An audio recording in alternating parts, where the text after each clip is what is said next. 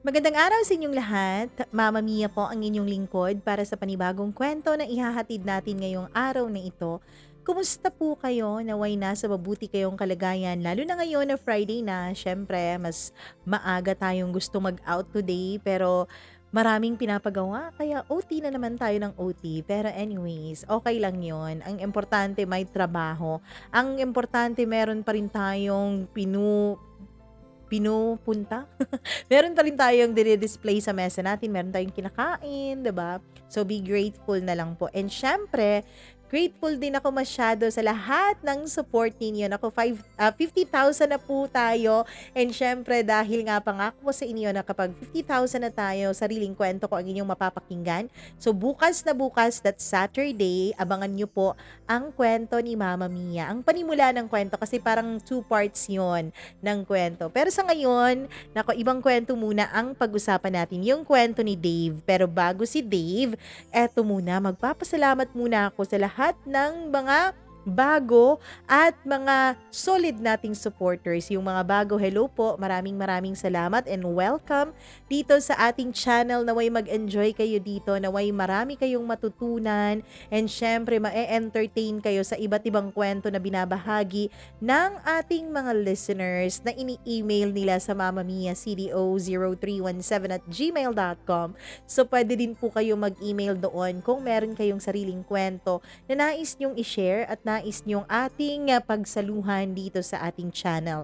Pero bago ang lahat, nais ko munang mag-hi kay Milagros Kabungwas. Ayun, hello po. Watching habang naglalaba from Las Piñas. Maraming salamat. Dina Aliparo, thank you so much. Hello daw sa mga anak niya sa Pinas. Engineer Mariel Mardane Xiao and ang anak niyang nag-work sa Narita Airport, Japan. Hi po sa inyo and sa darling daw niyang si Roderick Rias. Maraming salamat. Jeneline Nasino from Bahrain, thank you. Jonalyn Cabrera, maraming salamat din. Merchy Vlog, Bukalig, yehey, 50 subs ka na, Mama Mia, congratulations. Congratulations din sa ating lahat. Syempre, alam kong lahat kayo ay nagdasal din para dumating tayo sa milestone na yan. Hello po. Geminis, thank you so much. Advice ko po sa letter, consult a lawyer. Oo. So, yung mga advices nyo, keep on coming lang. I-post nyo lang dyan. Mag-comment lamang kayo dyan sa baba. At binabasa yan ng ating mga letter sender. Hello po sa mga taga Malaysia. Glyza Bilbar, maraming salamat. Diana Diaz, thank you so much din. Ayun. Taletsky Lumagi, maraming salamat. Marie Chris Vlog, thank you so much po. Ayan. Hello sa mga taga Balay-Balay Bukidnon, Alcora, Ukit, ayun. Happy, ano ba yung ano sa Bukidnon? Yung may festival sila ngayon eh. Ano bang tawag doon? Kaamulan Festival. Hello po. Hi sa mga taga Kuwait, mga OFWs natin dyan. Jin Villa, maraming salamat. Maraming salamat din kay Gail Easy. Nako, thank you din kay Pretty Rosie. Abigail, maraming salamat. Candelaria Alex Didios, thank you. And thank you din kay Saranghe. Hello daw kay Kinbi De Castro, Eddie, and Hazel Jane from South Korea na laging nakikinig sa atin. Ray Orate, maraming salamat sa lahat po ng mga taga Kuwait. Ayan, ginagawang vitamins daw itong boses natin talaga naman ha. Leia Casas, maraming thank you from Bahrain. Josephina, ayan, maraming salamat sa iyo. Joay Olivera, maraming thank you, Joay. And syempre, Moma KTP. Pa-shout out daw, always silang nakikinig. Karen, Kate, and Trixie from Mandaluyong City. Thank you so much. Gimaras Girl, maraming salamat din sa iyo. Ayun. Hello po, pa-shoutout kay Emily Aceres from Tangkaran, Hirona, Tarlac, Luna Lollipop. Maraming salamat, Chazi Chai. Ayan, excited daw sila bukas yan. Hindi ko alam kung tama ba yung pagkakashare ko. Hindi po siya, bali, parang letter. Parang nagre-relay, nagkukwento lang talaga ako sa inyo. Yun lang ang ginawa ko. Kasi, bakit ako mag-Dear Mama Mia? Ako si Mama Mia, di ba? Jeanette Ramos, maraming salamat. Hello din kay Lori Anoyo, Maricel Sanchez, Faye Flores, maraming thank you sa'yo. Ay, hello daw sa mga taga Caloocan. Maraming salamat. Hello sa Team Rarara, May, Eloisa, Irene, Grace, and Ces. Thank you so much. Liza Chen, LV Lapot. Maraming salamat. Colasio! May adlaw. Oo, 50K na tayo, Colasio. Ann Soto, thank you so much. And Jeanette Ramos. Ayon, RD LRD. Hello po. Love from Davao. May and Denden. Thank you, May and Denden. Jean Gonzalez. Thank you so much. Gay Alpahardo. Thank you very much. Hello po sa mga taga Cebu. Hello daw sa bana niya o sa asawa niyang si Kirby Juan Labandero. Ayan. Mary Jane Hasa. Thank you so much. Maraming salamat din kay Lilibet Andrade. Ayun. Maraming thank you din kay Rolin Castor, Raniel Soling. Thank you so much. And sa lahat po ng mga nakikinig sa atin, maraming salamat po. Nako, eto po muna ang kwentong ating pagsasaluhan ngayong araw. Ang kwento ni Dave na kakaiba sa lahat ng kwentong napakinggan natin.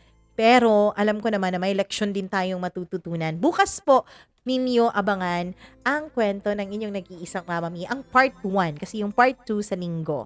Ayan, eto na. Simulan na natin ang paborito niyong programa, ang Dear Mama Mia. Minsan, pinaglalaruan tayo ng tadhana at ng pagkakataon. Buong akala natin ay panghabang buhay na nakaligayahan ang ating natagpuan. Yun pala ay pansamantala lamang dahil kukunin din pala ito sa atin ng kapalaran. Dear Mama Mia, itago niyo po ako sa pangalang Dave. Mama Mia, tulad ng mga libo-libo mong tagapakinig, ikaw po ang inspirasyon namin sa araw-araw, lalo na kapag nasa duty kami. Habang nagdadrive ako, Mama Mia, ikaw po ang pinakikinggan ko. Masayang-masaya po ako sa tuwing nakaka-relate ako sa mga kwento.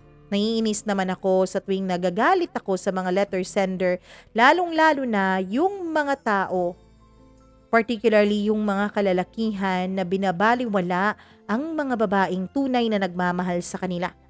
Yung mga kalalakihan sa kwento mo, Mama Mia, na laging nangangaliwa, laging nagsisinungaling, at laging sinasaktan ang babaeng tunay na nagmamahal sa kanila. Kung bakit po yun ang naramdaman ko, ay dahil, Mama Mia, naiinggit po ako sa kanila.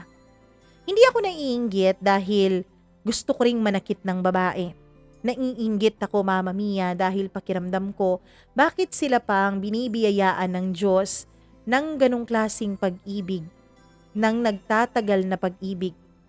Bakit hindi po ako kung sino pa yung tapat at buong pusong nagmamahal, siya pa ang naiiwan at nasasaktan. Mama Mia, para po maintindihan niyo ang kwento ko, simulan natin nung ako ay 4th year high school pa lamang. Mama Mia, sa totoo lang, ayoko talagang magkaroon ng girlfriend noon.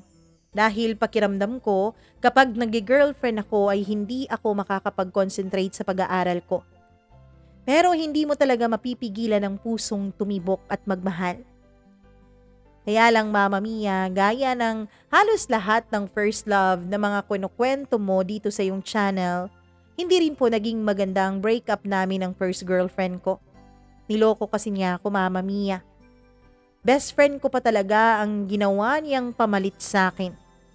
Kaya naman mula noon ay hindi na ako nagkaroon pa ng lakas ng loob para muling makipagrelasyon. Sinabi ko noon sa sarili ko, magpo-focus na lang ako sa pag-aaral at pagtatrabaho. Mama Mia, isa po akong only child. Kaya lang, nung bago ang graduation, Mama Mia, sabay pong namatay ang mga magulang ko. Hindi naman sabay na sabay pero sa iisang taon po silang magkasunod na namatay. Yung mama ko yung nauna dahil nagka-cancer siya. Sumunod naman ang papa ko, Mama Mia, na meron na palang malalang sakit noon pa lang pero hindi lang niya sinasabi sa amin. Dahil nga nakapokus kami noon sa mama ko. Wala pang 7 buwan ang pagitan nilang dalawa nung mamatay din ang papa ko. Kaya naman, Mama Mia, uli lang lubos na ako. Meron naman akong mga kamag-anak, pero syempre lahat sila ay may kanya-kanya na ring buhay. May kanya-kanya na ring pamilya. Mabuti na lang talaga at kaya ko nang mabuhay sa sarili ko dahil gagraduate na rin naman ako. Naiwan sa akin ang maliit naming bahay. 2 kwarto nun, kwarto ng mga magulang ko at akin. Buti na lang talaga at fully paid ang bahay na yon, Mama Mia, kaya hindi ako masyadong nahirapan. Meron din akong nakuha mula sa mga SSS ni na Mama at Papa. At saka Mama Mia, may ilang buwan pa rin akong natitira sa kanilang pension dahil hindi pa ako nagtu-21 noon. Pero 2 buwan matapos kong graduate ng college ay natigil na rin ang pension na yon kasi nga nasa 21 years old na ako. Buti na lang talaga at nakahanap na ako noon ng trabaho. Mama Mia, kahit graduate ako ng college, hindi po madaling maghanap ng trabaho lalo na dito sa Maynila. Kaya naman tinanggap ko na lang ang unang trabahong nag-alok sa akin. Yun ay pagiging driver/messenger/liaison officer.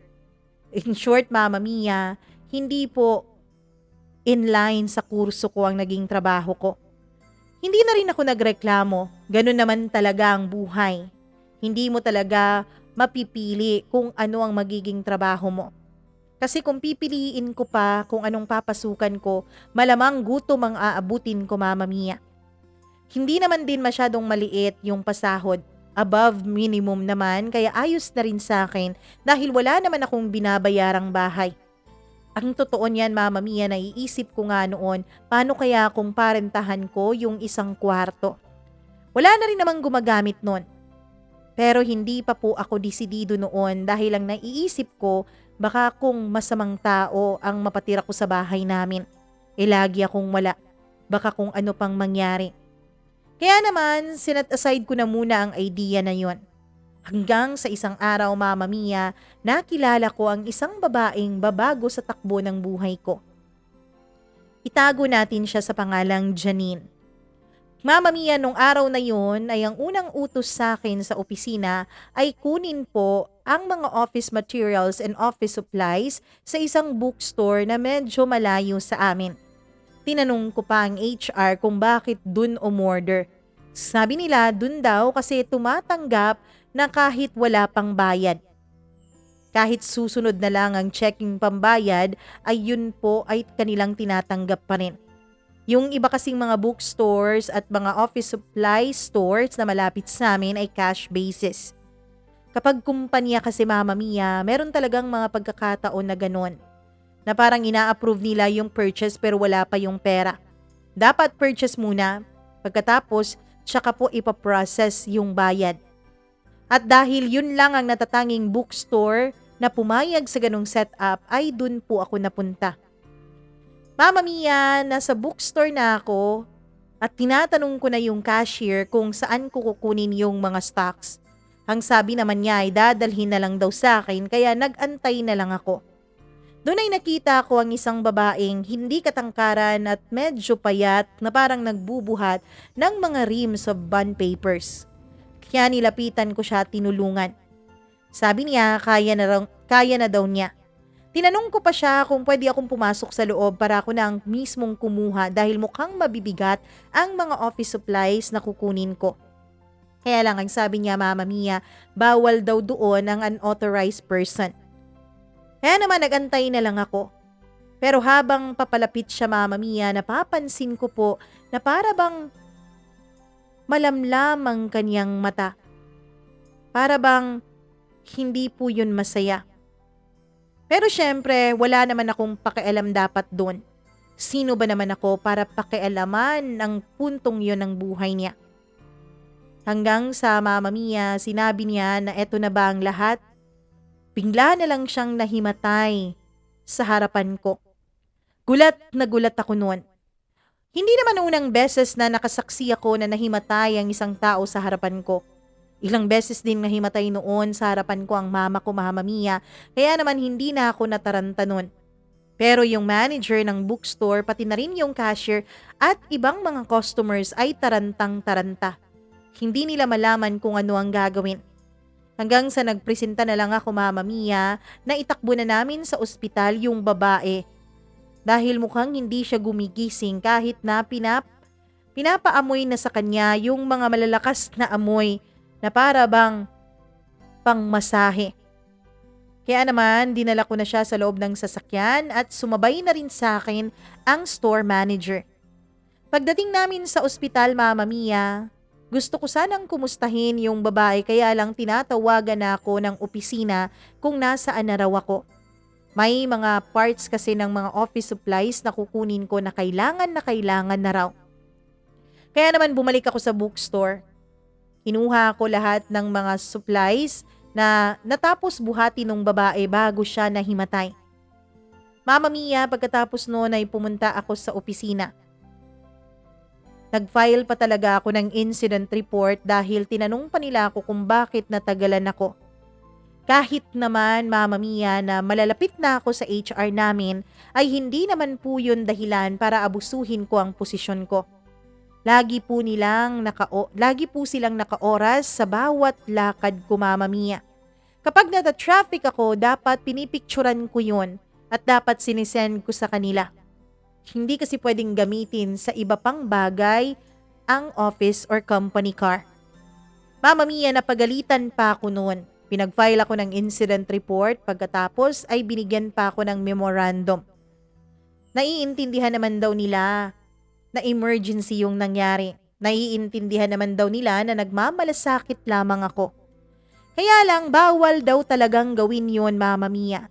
Bawal gamitin ng sasakyan at bawal pasakyan ng iba. Paano daw kapag nagkaroon ng disgrasya? Hindi raw pananagutan ng opisina kung sino man ang hindi taga-office na sumakay doon at unauthorized person pa. Naiintindihan ko yon, Mama Mia, kaya gumawa na lang talaga ako ng incident report. Pero Mama Mia, kahit medyo nainis ako dahil nadagdagan pa ang trabaho ko dahil sa incident report na yon, ay hindi ko talaga makalimutan ang mukha ng babaeng dinala at sinakay ko sa kotse para dalhin sa ospital. Mama Mia, hindi po ako pinapatulog ng konsensya ko. Lagi ko siyang napapanaginipan na hinihimatay sa aking harapan. Kaya naman after 2 days ay naisipan kong puntahan ulit ang bookstore na yon, Mama Mia. Timing naman yon na doon ako malapit doon may kukunin. Kaya ang sabi ko sa sarili ko, magiging madali lang ito. Kakausapin ko lang siya at kakamustahin saglit tsaka aalis na rin ako. Pagdating ko doon, Mama Mia, ay nandun nga ang attendant ng bookstore na yon. Lumapit siya sa akin at nagpasalamat pa siya, Mama Mia, dahil sinabi raw sa kanya ng manager niya at ng cashier na ako raw ang nagdala sa kanya sa ospital. Mama Mia, nakipagkilala pa siya sa akin.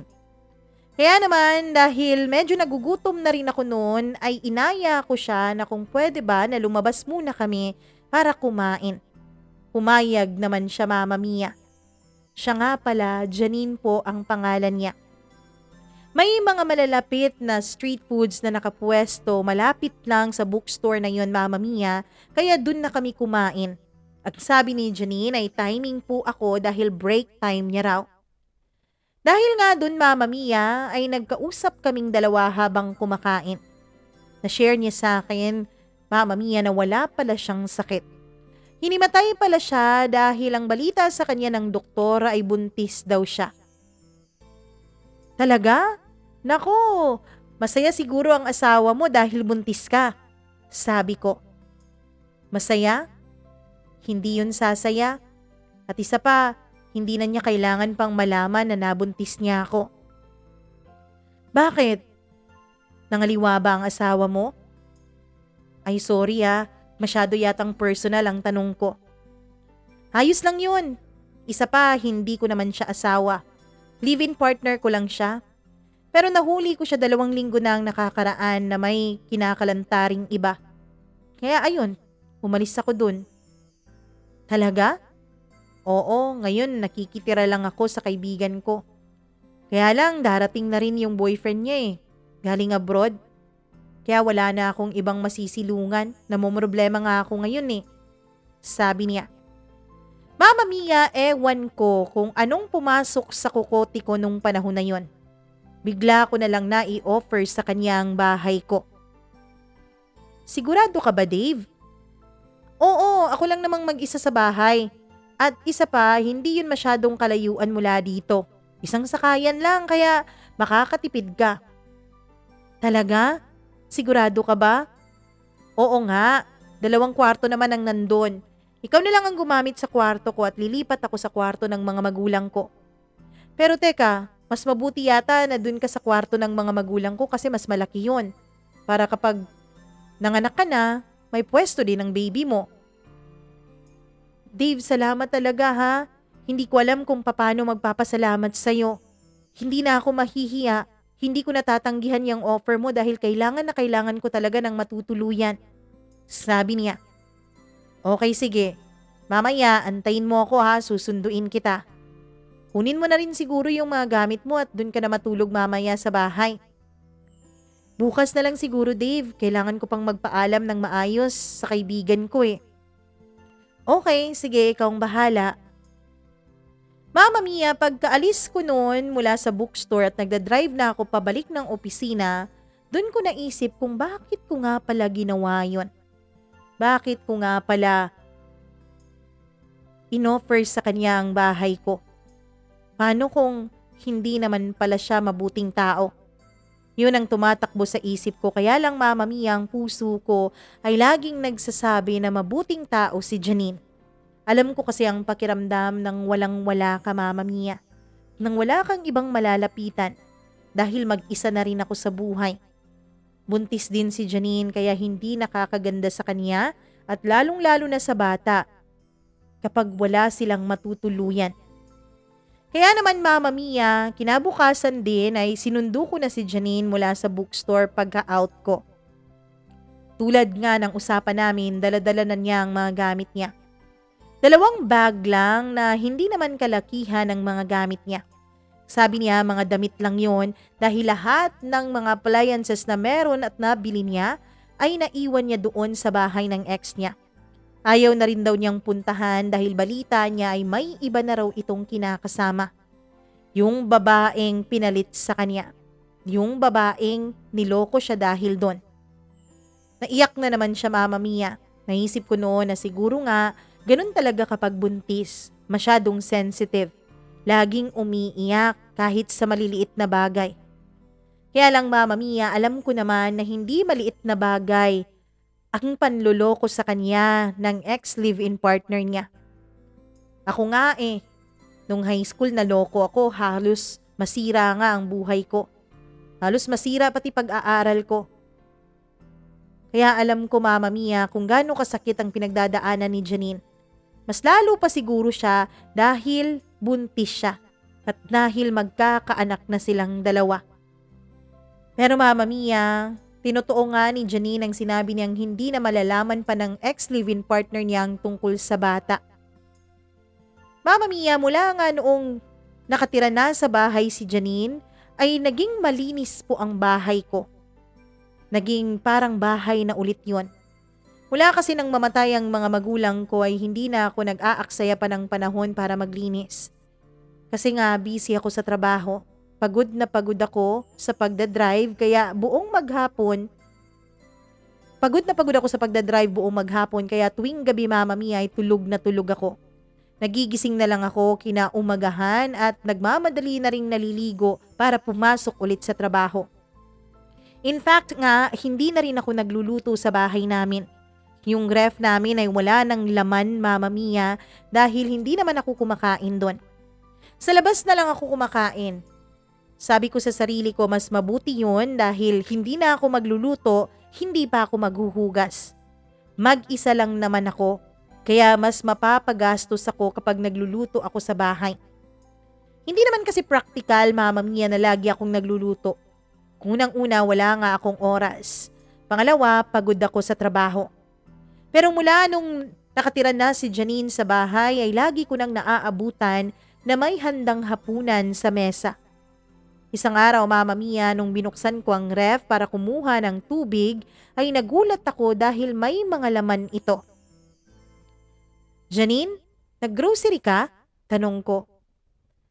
Oo, sayang kasi yung ref mo. Siya nga pala, Dave. Gusto kong humati kahit man lang sa kuryente at tubig. Naku, wag na. Mag-ipon ka na lang para sa panganganak mo, sabi ko. Hindi, Dave eh. Kasi dito lang ako makakabawi sa'yo. Alam mo, Janine, itong grocery mo, itong pagluluto mo, parang nakabawi ka na rin sa akin. Kaya hayaan mo na ako ha. Hindi rin naman malaki to, tsaka wala naman akong ibang paggagastusan. Sabi ko sa kanya na hindi na rin siya nagpumilit pa. Ang totoo niyan, Mama Mia, pakiramdam ko ay meron akong asawa. Bago ako umaalis tuwing umaga ay nakakakain na ako ng umagahan. Maaga na rin akong nagigising, Mama Mia, dahil nakikipagkwentuhan muna ako kay Janine. Kapag naman papunta na ako sa trabaho ay hinahatid ko muna siya sa bookstore kung saan siya nagtatrabaho at saka ako pumupunta sa office namin. Ang totoo niyan ay ilang araw din akong na-late dahil hindi ko na-adjust ang oras ko. Pero nung nakapag-adjust na naman ako, Mama Mia, ay hindi na ako nalilate. Hanggang sa naging close na kami unti-unti ni Janine. Kapag walang pasok ay kami lagi ang magkausap sa loob ng bahay. Pinagluluto niya ako at kung minsan, pinagluluto ko rin siya. Mama Mia, naging matalik kaming magkaibigan. Hanggang sa hindi ko na namamalayan ang sarili ko. Para akong nahuhulog na sa kanya. Kaya lang hindi ko alam kung dapat ba akong magtiwalang muli sa isang babae. Naloko nga ako noon ng isang babaeng ako ang unang gusto. Paano pa kaya ngayon kay Janine na alam kong may iba siyang unang minahal sa akin? Na magkakaanak pa sila at meron silang magiging koneksyon sa isa't isa. Pero Mama Mia, ang sabi nga nila, hindi mo talaga mapipigilan ang puso sa gusto nitong maramdaman. Lalo na kapag araw-araw naman kayong magkasama sa iisang bubong.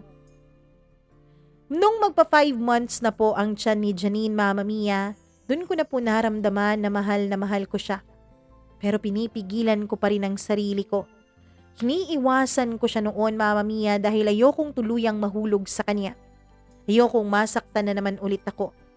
Kaya ang ginawa ko, hindi na ako maagang umuwi. Muuwi ako kapag gabing-gabi na alam kong tulog na siya. Paminsan-minsan, umagang-umaga din ako umaalis at hindi ko na siya hinahatid pa. Alam kong napapansin niya ang mga pagbabago na yon, pero kahit na concern ako sa kanya ay pinigilan ko talaga ang sarili ko. Ayoko, Mama Mia, na tuluyang mahulog kay Janine. Kaya lang isang gabi, Friday yun, nung magkayayaan ang mga kasamahan ko sa office. May inuman kasi merong birthday ang boss namin.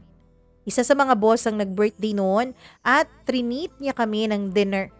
Pagkatapos ng dinner, nagkayayaan na mag-inuman kaya sumama na rin ako dahil ayoko pang umuwi kasi alam ko nagising pa si Janine noon.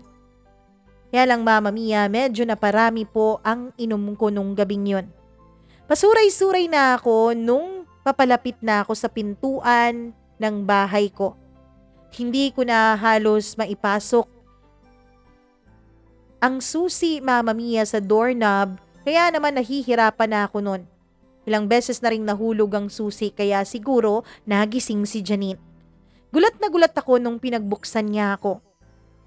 "O Dave, bakit ang tagal-tagal mo? Lasing ka ba?" tanong niya. Mama Mia, doon ay inalalayan niya ako. Pinahiga niya ako sa sofa pagkatapos ay hinubad niya ang pang-ibabaw kong damit. Pinahiran niya rin ako ng bimpo. Ewan ko ba, Mama Mia. Lasing na ako noon pero alam ko pa rin kung anong nangyayari. Habang tinititigan ko si Janine ay para akong nakakita ng anghel. Napakabait ng itsura niya. Kaya naman kinabig ko siya at siniil ng halik. Nung una ay umaayaw siya. Tinutulak niya ako at lagi niyang sinasabi, "Mama Mia, nalasing na raw ako. Lasing lang daw ako kaya ako nagagawa yun." Pero hindi ko na napigilan ang sarili ko. Sinabi ko na sa kanya na mahal ko siya, na gusto ko siya. Mama Mia, gusto niyang tumayo pero pinigilan ko siya. Hinawakan ko siya at muli ko siyang kinabig para maghalikan kami. Doon nga ay hindi na siguro napigil pa rin ni Janine ang kanyang sarili, Mama Mia, at may nangyari sa amin sa sofa mismo ng bahay ko. Kinabukasan nung magising ako ay wala na si Janine sa tabi ko. Nasa sofa na ako, Mama Mia. Nagluluto si Janine. Nung makita niya akong magising na ay hindi siya tumitingin sa akin. Pero nakita ko sa mukha niyang pamumula kaya alam ko, Mama Mia, na nahihiya siya sa akin. Janine? Tungkol pala sa nangyari kagabi. Sabi ko. Wala yun, Dave. Alam kong lasing ka kaya hayaan na natin yon. Huwag na nating pag-usapan. Pero Janine, hindi lang yun wala eh. Janine, totoo yun. Totoong mahal kita. Totoong gusto kita. Dave, alam mo naman ang kalagayan ko, di ba? Buntis ako ng ibang lalaki. Kaya ayoko na magiging obligado ka para panagutan ako. Sabi niya sa akin. Hindi ko yun iniisip, Janine. Mahal kita at naharamdaman ko kagabi na mahal mo rin ako. Mama Mia, kinumbinsi ko pa si Janine. Oo. Sa wakas ay nagkaroon na rin ako ng lakas ng loob para ligawan siya. Hanggang sa naging kami ngang dalawa ni Janine. Mama Mia, pagkatapos niyang manganak ay ako ang umako sa anak niya bilang tatay. Ako ang nilista niya sa birth certificate at ako din ang pumirma doon. Oo. Handa na ako noon, Mama Mia. Handa na akong maging isang pamilya kami ni Janine kasama ang anak namin. Ituturing ko na parang anak ko ang bata. Dahil ako rin naman ang nag-alaga sa kanya mula nung nasa sinapupunan pa siya ng mommy niya.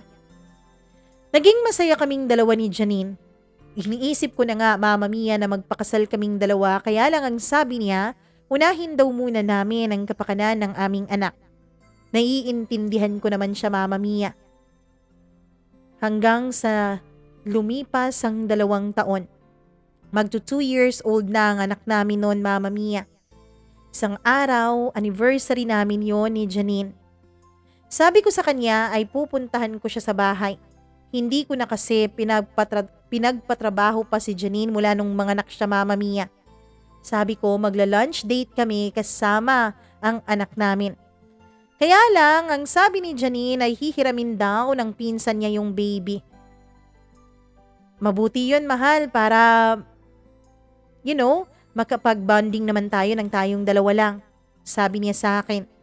Pumayag na rin ako dahil ang totoo niyan, Mama Mia, mas masaya naman talaga kapag kaming dalawa na lang muna.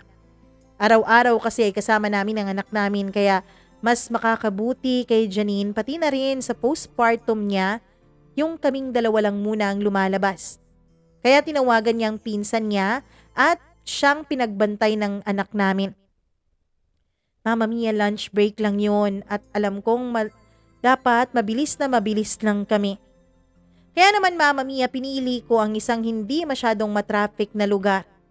Naging medyo mabilis din ang pagpapatakbo ko. Kasama ko na si Janine sa sasakyan. Oh, Mama Mia, sasakyan ng kumpanya ang ginagamit ko noon. Hindi ko sinabi at hindi rin ako nagpaalam. Alam ko na kapag nahuli ako ay mananagot ako pero hindi ko na naisip yun noon, Mama Mia. Dahil ang inisip ko na lang ay mapagbigyan ko ang babaeng mahal ko. Na ma-treat ko siya sa labas kahit ngayon lang na anniversary namin. Dahil nga masyadong mabilis ang takbo ko kaysa sa normal, Mama Mia, at nag-uusap kami ni Janine at nagtatawanan sa sasakyan, hindi ko na namalayan na may isang babaeng bigla na lang tumawid. Nagulat ako nung sumigaw si Janine na may tao. Agad kong kinabig ang manibela, Mama Mia, at hindi ko na alam kung anong nangyari. Bigla kaming bumangga. Pagkagising ko ay nasa ospital na ako. Mama Mia, nagpapanik na ako nung magising ako at tinanong ko ang mga tao sa paligid ko kung nasaan si Janine. Nandun yung HR officer namin. Mama Mia, nagalit pa siya sa akin. Dahil magiging malaking problema daw yun sa opisina kasi nga kasama ko si Janine sa company car namin. Pero wala akong naging pakialam sa mga Sinasabi niya. Tinatanong ko lagi kung nasaan si Janine. Kaya lang walang gustong may sumagot sa akin. Walang gustong sumagot sa mga tanong ko. At yun na ang dahilan kung bakit lalo akong nag-hysterical. Hanggang sa sinabi nga ng doktor, Mama Mia, na ako lang daw ang nakaligtas at hindi si Janine dahil hindi niya naisuot ang seatbelt niya. Tama, hindi pala mahilig mag-seatbelt ang babaeng mahal ko. Lagi niya yung sini-seatbelt pero hindi nakasuot sa kanya. Mama Mia, dun parang nalugmok ang buhay ko. Nawala ang babaeng pinakamamahal ko at ang babaeng ang akala ko ay makakasama ko na habang buhay. Sa isang iglap, Mama Mia, sa mismong anibersaryo naming dalawa ay nawala si Janine at namatay. Mama Mia, naging mas malungkot pa talaga ang buhay ko noon dahil nawalan din ako ng trabaho. Ang totoo niyan, ang gusto sana ng may-ari ng kumpanya ay kasuhan pa ako. Kaya lang dahil nakaklose ko na nga yung ibang HR doon ay sila ang nakiusap para sa akin. Tinanggal na lang nila ako, Mama Mia. Pagkatapos ay binayaran na lang para sa damages kay Janine at sa akin. Binayaran din nila ang lahat ng gastusin sa ospital. Binayaran din ako sa ilang taon kong serbisyo. Mama Mia, nung mailibing na si Janine, ay parang nalibing din niya kasama ang puso ko. Hindi ko na maintindihan ang sarili ko noon. At tanging naiiwan sa aking alaala ay ang anak naming dalawa. Kahit na hindi ko anak yon, itinuring ko pa rin na parang akin yon.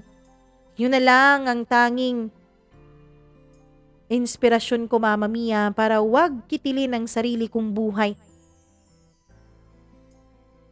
Sa tuwing naiisip kong sumunod na kay Janine, ay umiiyak ang anak namin. Magto 2 years old na siya noon. At dahil meron pa akong pera, ay hindi muna ako naghanap ng trabaho. Binuhos ko na muna sa anak namin ni Janine ang atensyon ko, pati na rin ang pagluluksa. Gabi-gabi, Mama Mia, ay umiiyak pa rin ako. Tinatanong ang Diyos kung bakit lahat na lang ng minahal ko sa buhay ay kinukuha sa akin. Hanggang sa mabilis na lumipas ang 7 buwan. Doon ko naramdaman, Mama Mia, na unti-unting nauubos ang perang meron ako. Kaya naisip ko na maghanap na ulit ng trabaho. Kaso nga lang, paano ba ako makakapaghanap ng trabaho at may bata akong inaalagaan? Hindi ko naman pwedeng ibigay sa pamilya ni Janine ang bata dahil wala naman silang alam tungkol sa tunay na ama ng sanggol. Ang alam nila ay ako ang ama ng batang yon. Kaya naman, Mama Mia, hindi ko siya pwedeng ipamigay. Kasi alam ko na kapag sinabi kong hindi ko tunay na anak ang baby namin ni Janine, ay baka kunin nila sa akin ang bata at hindi na ipakita pa. Kaya, Mama Mia, isang araw ay tumawag ako sa close ko sa dati kong pinagtatrabahuan. Tinanong ko siya kung meron ba na pwedeng mag-alaga sa anak ko. Mama Mia, may nirekomenda siya sa akin. Itago natin siya sa pangalang Farah. Si Farah ay 19 years old na babae na naghahanap din ng mapapasukan. Naku, alam mo, hindi ako malaking magpasweldo kasi maghahanap pa ako ng trabaho eh. Sabi ko sa kanya. Ayos lang yun, sir. Ang gusto ko lang naman ay makaalis sa bahay namin. At saka wag kayong mag-alala, mahilig naman ako sa mga bata. Kaya aalagaan ko yung baby nyo. Sabi niya. Mama Mia, marami pang naging diskusyon namin noon. Pero naging magaan ang loob ko kay Farah, kaya naman tinanggap ko siya sa trabaho. Ako naman ay naghanap din ng ibang trabaho. Buti na lang at kaibigan ko talaga yung mga dati kong kasamahan, kaya naman nirekomenda nila ako sa iba't ibang kumpanya. Hanggang sa natanggap ulit ako bilang driver, Mama Mia. Hindi kasi nagkaroon ng kaso yung naging pangyayari noon kaya wala akong naging records. Kaya naging malinis ang records ko at hindi nila alam ang nangyari sa akin. Nung tinanong ako sa interview kung bakit hindi ako nagtrabaho ng ilang buwan, Ang sabi ko ay dahil namatay ang asawa ko. Kaya kailangan kong alagaan ang anak ko. Buti na lang talaga Mama Mia at may tumanggap sa akin. At dahil meron na akong experience ay mas malaki na ang naging offer sa akin. Hindi naman pang manager Mama Mia pero ayos na rin ang kita. Kaya sabi ko noon sa sarili ko, magsisikap ako para sa anak ko. Mama Mia, nakikita ko rin na mabait si Farah, na inaalagaan niya ang anak ko. Na parang sinasabi niya lagi sa anak ko na hindi niya ito iiwanan. Hindi lang din si baby ang inaalagaan niya kundi pati ako na rin. Kahit na yaya ng anak ko lang ang hinahanap ko, nagluluto din si Farah. Pinagsisilbihan niya rin ako at nililinis niya ang bahay. Naging all-in-one siya Mama Mia, kaya naman kapag meron akong extrang pera ay binibigyan ko siya ng extra. Pero lagi niyang tinatanggihan yon. Ang sabi niya sa akin Mama Mia ay okay lang daw. Ang mahalaga sa kanya ay meron siyang masisilungan at meron siyang libreng pagkain. Sir, sa totoo niyan kahit hindi mo na ako swelduhan ayos lang eh. Wala naman akong pinag-aaral, wala naman akong pinaggagastusan. Tsaka isa pa, pati sabon at shampoo kayo naman ang bumibili kaya ayos lang sa akin yun sir. Mama Mia, namamangha talaga ako kay Farah. Sino ba ang ayaw ng sweldo? Bakit parang kakaiba siya? Bakit ayaw niya na sineswelduhan ko siya? Sa totoo niyan, Mama Mia, kahit na nakikita ko naman na mabait itong si Farah, ay hindi ko maiwasang magduda sa kanya. Kaya naman nagkabit pa talaga ako ng CCTV sa bahay ko nang hindi niya alam. Natatakot kasi ako baka kung anong gawin niya sa anak ko. Baka kung itakas niya yon. Bakit kasi napakabait niya? Bakit parang kakaiba yung kabaitan niya at ayaw niya ng sweldo? Hanggang sa kinausap ko siya. Tinanong ko siya Mama Mia kung bakit umaayaw siya sa sahod. Sir, alam ko kasi kung gaano kahirap ang pinagdaanan mo. Pinagdaanan din kasi namin yan ng mama ko eh.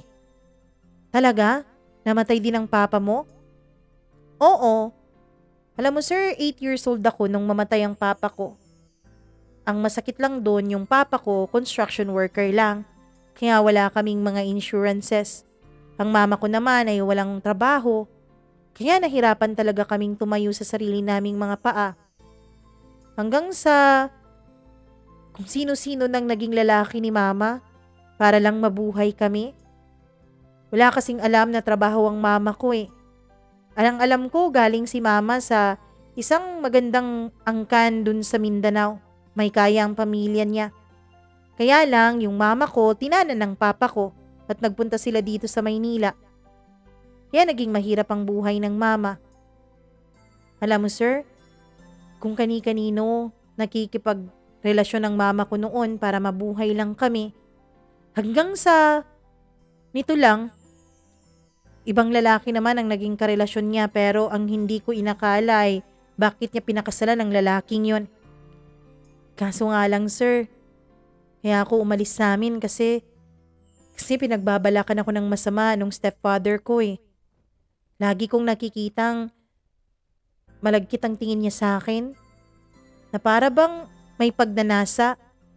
Hindi ako komportable. Ilang beses kong sinabi yun kay mama pero hindi naman niya ako pinaniniwalaan. Kaya ayun, lumayas na ako sa amin. Mama Mia, naawa ako sa kwento ni Farah. Maraming detalye pa siyang sinabi sa akin. Mga detalye na alam kong magiging masyadong sensitibo dito sa programa mo. Ilang beses raw niya Mama Mia na nahuhuli ang stepfather niya na binobusohan siya habang naliligo. Kapag daw Mama Mia, siya naman ay natutulog, pakiramdam niya ay may nakatingin daw sa kanya. Kaya yun ang naging dahilan kung bakit naghanap siya ng trabaho. Yung kasamahan ko raw sa dati kong pinagtatrabahuan ay boyfriend ng kanyang pinsan. Nung marinig niya na pinag-uusapan ng pinsan niya at ng boyfriend nito ang tungkol sa paghahanap ko ng yaya sa anak ko ay hindi na raw siya nag-atubili. Sir, makakaasa po kayo. Hindi po ako masamang tao. Aalagaan ko po ang baby niyo. Alam ko rin naman kasi na hindi kayo masamang tao eh. Alam ko na mabait kayo.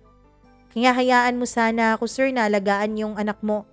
Sige, tatanggapin ko na yung pasweldo mo pero ayos lang talaga sa akin, sir, kahit hindi masyadong malaki. Alam mo, Farah, gusto mo bang mag-aral? Tanong ko sa kanya. Sir, third year high school lang kasing natapos ko. Hindi na ako nakapag-aral dahil, alam mo na, wala naman kaming pera. Pagkatapos, palipat-lipat din kami noon. Kasi iba't iba din ang nagiging lalaki ng mama ko kaya tinamad na rin akong magtrabaho. Tinamad na rin akong mag-aral. Mama Mia, naawa talaga ako kay Farah.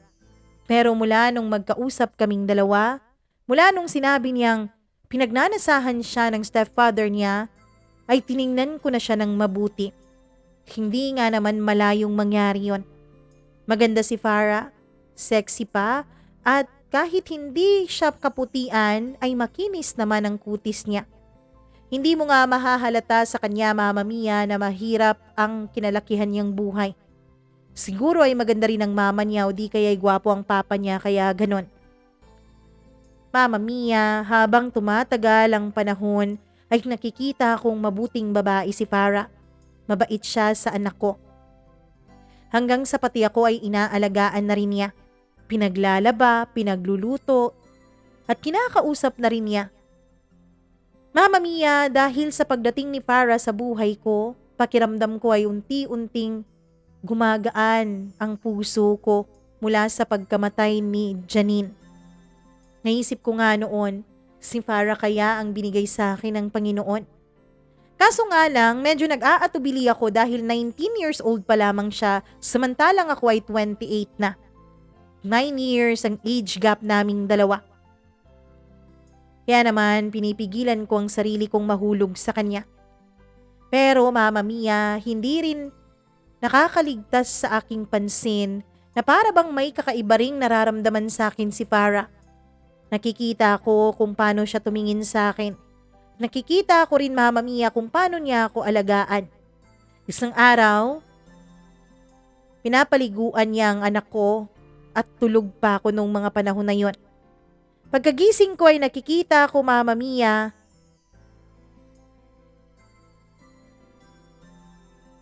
na parang kanyang niyayakap ang anak ko habang pinapaliguan. Naku baby, dapat maligo tayo para presko ha. Nang sa ganun ay matutuwa ang daddy mo paggising mo. Kinakausap niya ang anak ko na parang anak niya, Mama Mia. Kaya naman natutuwa akong pagmasdan siya. Hanggang sa hindi ko na nga namamalayan. Nahuhulog na pala ang loob at ang damdamin ko kay Farah. Masaya ako, Mama Mia. Masayang masaya ako, lalo na kapag kasama ko si Farah. Isang araw ay niyaya ko siyang kumain sa labas. Isama namin ang anak ko. Talaga, sir? Sige po, magbibihis muna ako, sabi niya. Nakita kong nagbihis siya pero yung sinuot niya, Mama Mia, ay parang pambahay lang din. Kaya tinanong ko siya kung wala ba siyang ibang damit. Naku sir, alam mo naman kung gaano kami kahirap noon, 'di ba? Kung gaano kahirap ang sitwasyon ko kaya wala akong ibang damit, pasensya po. Sige, samahan na rin kita para bumili tayo. Mama Mia! Habang nangyayari yun, habang pinagsha-shopping ko siya, ay naisip kong mukhang magiging mabuting may bahay si Farah. Magdadalawang taon na rin noon mula nung mamatay ang asawa ko. Hindi ko pa nga pala siya asawa pero tinuring ko ng asawa si Janine. Kaya naman, Mama Mia, nung masigurado ko ang nararamdaman ko para kay Farah, ay niligawan ko siya. Sir, sigurado ka ba talaga na gusto mo ko? Oo, Farah. Mahal kita at hindi lang basta gusto. Bakit mo ako gusto, sir? Bakit mo ako mahal? Kasi napapasaya mo ako. Kasi alam ko rin na mahal mo ang anak ko. Mama Mia, dahil may tiwala na rin ako noon kay Farah, ay sinabi ko sa kanya ang aking lihim. Alam mo, Farah, may sasabihin ako sa'yo. Hindi ko naman anak si baby. I mean, anak ko siya sa papel at anak ko siya sa puso. Pero, hindi ko siya anak sa totoong buhay. Iba ang papa niya. Sinabi ko sa kanya ang naging kwento namin ni Janine. Nasa isip ko kasi noon, Mama Mia, dapat kung magkakaroon kami ng relasyon ni Farah, dapat magiging completely honest ako sa kanya at wala akong itatago. Mama Mia, natuwa naman si Farah dahil sa pagsabi ko ng totoo. Sabi niya wala rin namang nagbago sa pakikitungo niya sa anak ko. Ituturing niya raw na parang anak din niya ang anak namin ni Janine. Ang anak ni Janine sa iba. Mula nga noon ay naging kami ni Farah. Naging masaya kami, Mama Mia. Pinalipat ko na rin siya sa kwarto ko at yung kwarto ko dati ay yun ang ginawa naming kwarto ng baby ko. Hanggang sa lumipas ang 2 taon. Mama Mia, inaya ko nang magpakasal si Farah. Pero nagulat ako dahil tumanggi siya. Bakit ayaw mo kong pakasalan? Hindi mo ba ako mahal? Tanong ko. Mahal kita. Mahal na mahal kita, Dave. Kaya lang hindi mo ako pwedeng pakasalan. Bakit nga? Paulit-ulit kong tanong. Kung dahil hindi ka pa 25 years old, naiintindihan ko yun. Ako ang haharap sa mama mo. Ako magpapaperma sa kanya para bigyan ka ng permiso para makasal tayong 2. Alam mo, yung mama ko hindi kasi talaga pumapayag yun eh. At galit yun sa akin, sabi niya. Farah, wag kang matakot, okay? Akong bahala sa'yo. Akong magpapaalam sa mama mo. Sigurado ka ba talaga, Dave, na pakakasalan mo ko? Oo nga. Pwede bang pag-isipan ko muna ang bagay na to? Tanong niya sa akin.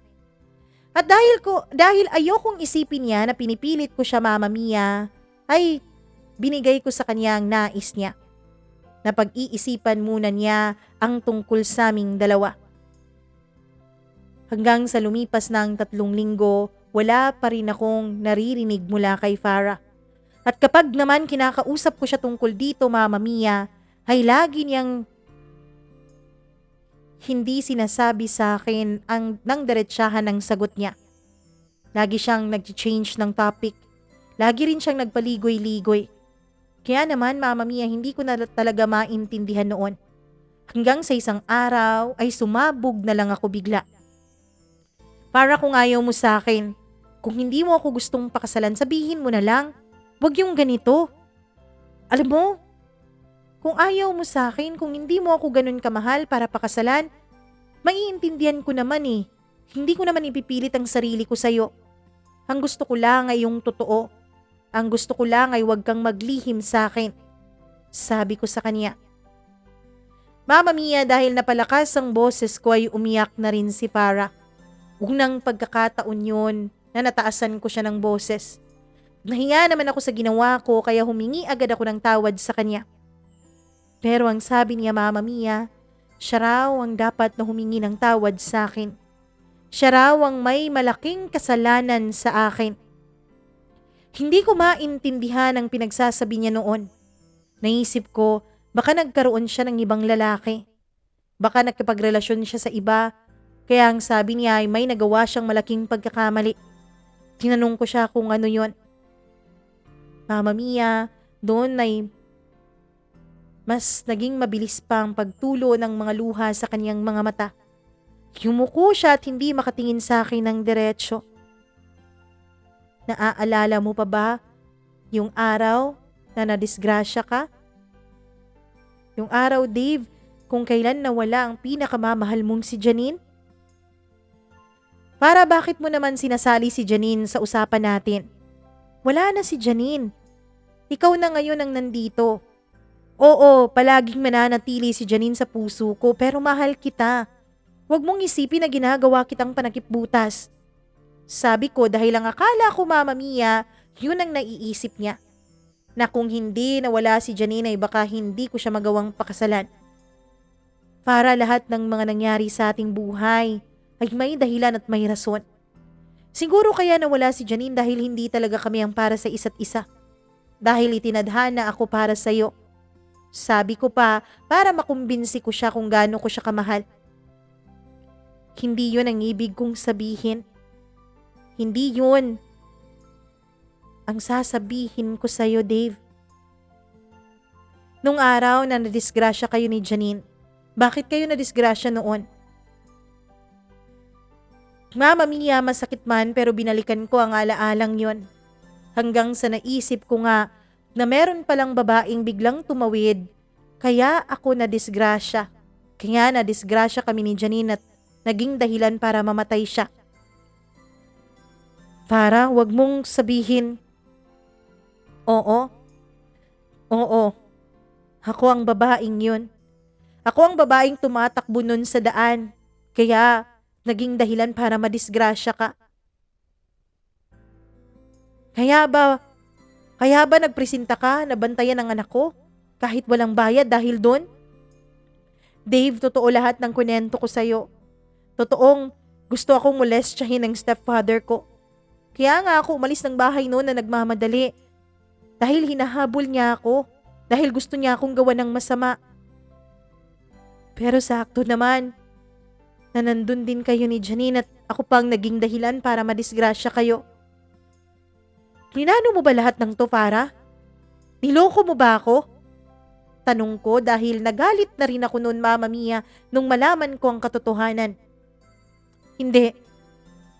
Alam ko lang at nalaman ko lang ang tungkol sa kwento mo nung kwento yun ang pinsan ko. Totoong narinig ko silang nag-uusap na naghahanap ka ng tagabantay ng anak mo. At nung tinanong ko kung sino ka, yun na kwento sa akin ng boyfriend ng pinsan ko ang lahat tungkol sa buhay mo. Kung paano ka na-disgrasya, kung anong taon, kung anong araw, anong petsa ka na-disgrasya at kung saan. Kaya sigurado ako, Dave, na ako yun. Na ako ang naging dahilan kung bakit nawala si Janine sa buhay mo. Kung bakit naulila ang batang to. Doon, Mama Mia, hindi ko na rin napigilan ang sarili ko na maiyak. Humalis ka na sa harapan ko, Farah. Humalis ka na! Sigaw ko sa kanya. Mama Mia! Umalis nga si Farah sa harapan ko at pumasok sa kwarto ng anak ko. Ako naman ay pumasok din sa kwarto pero hindi ko talaga alam kung paano ba magre-react. Masakit na masakit ang dibdib ko noon. Kaya naman, Mama Mia, para hindi ko siya muli pang masigawan o baka kung ano pang masabi ko kay Farah ay umalis na lang ako ng bahay.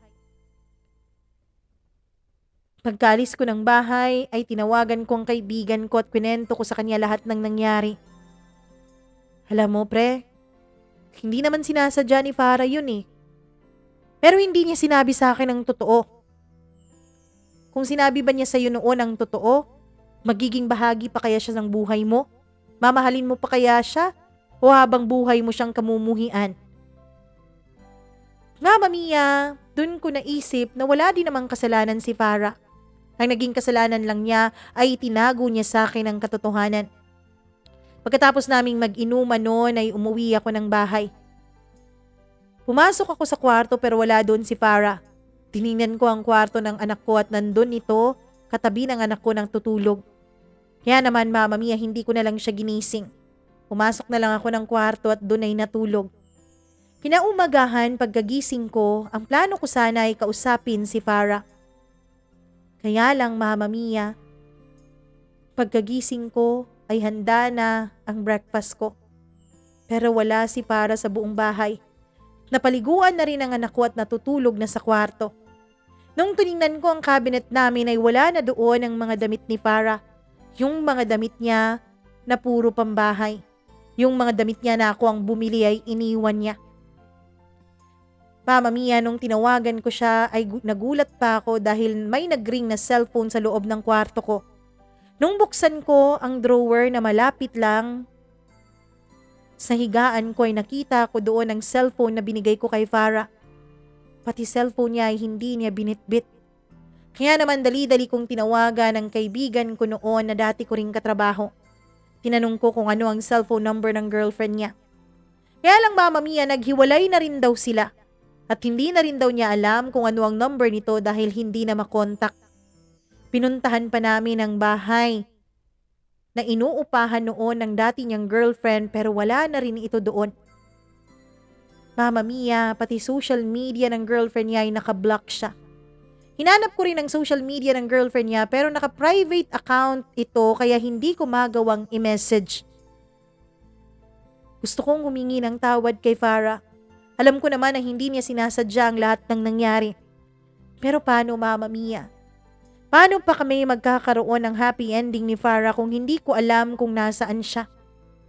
Ito rin ang rason Mama Mia kung bakit ako sumulat ngayon sa programa mo.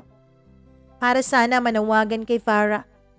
Kung naririnig man niya ngayon itong kwento ng buhay namin, sana bigyan niya ako ng pagkakataon para kausapin siya at para magpaliwanag kami sa isa't isa. Sana bigyan niya ako ng pagkakataon para maging maayos kaming dalawa. Maraming salamat Mama Mia at sana ipagdasal niyo po na magkita ulit kami ni Farah. Dahil ang totoo niyan, mahal ko pa rin siya hanggang ngayon. Kahit na mag-aapat na buwan na ang nakalipas mula nung hindi siya nagpakita sa akin, ay siya pa rin ang hinahanap-hanap ng puso ko. Maraming salamat po Mama Mia sa pagbibigay mo ng atensyon nitong kwento ng buhay ko. Lubos na gumagalang, Dave.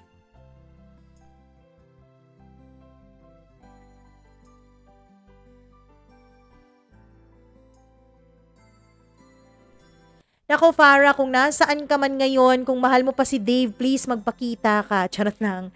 Nako Dave, ipagdadasal namin na sana nga makita mong muli ang babaeng minamahal mo. Na sana nga magkasama kayo ulit ni Farah. Na sana nga maging masaya ulit kayong dalawa.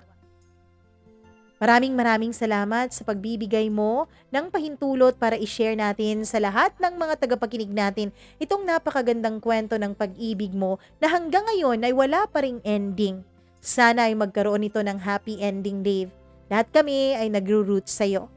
Maraming salamat din sa iyo na nakikinig ngayon. Kung nagustuhan mo ang kwentong ito, please do like and share this video. And syempre, wag mo rin kalimutan na mag-subscribe kung hindi ka pa nakapag-subscribe. Subscribe po and click the notification bell para lagi kayong updated sa bawat video na ating i-upload. Maraming salamat po sa walang sawa niyong pagsuporta. Bukas po, abangan nyo ang part 1 sa kwento ni Mama Mia. Ako po ang inyong nag-iisang Mama Mia dito lamang sa paborito niyong programa. Magandang araw sa inyong lahat.